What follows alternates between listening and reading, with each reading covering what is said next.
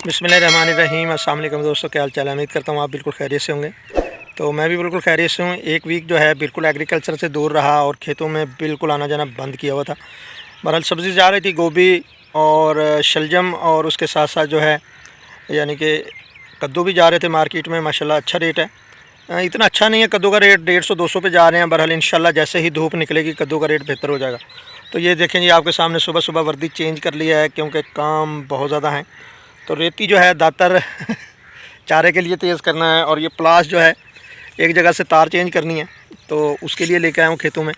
तो धनिया जो लगाया था उसकी जर्मिनेशन माशाल्लाह फुल हो चुकी है। ये देखें जी आपके सामने।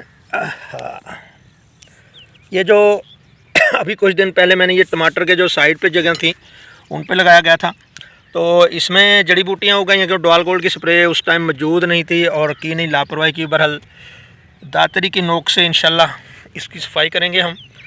और टमाटर जो है माशाल्लाह वो भी फ्रूट पे आ चुके हैं। ये आपके सामने ये देखें जी, फूल लग रहे हैं।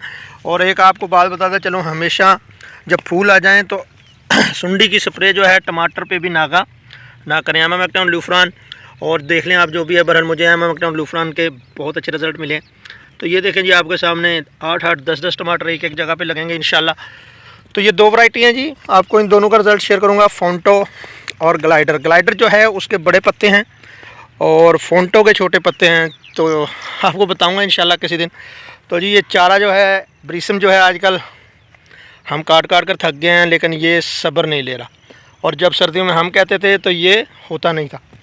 तो आज इंशाल्लाह डेली रूटीन के काम किए जाएंगे। चलते हैं।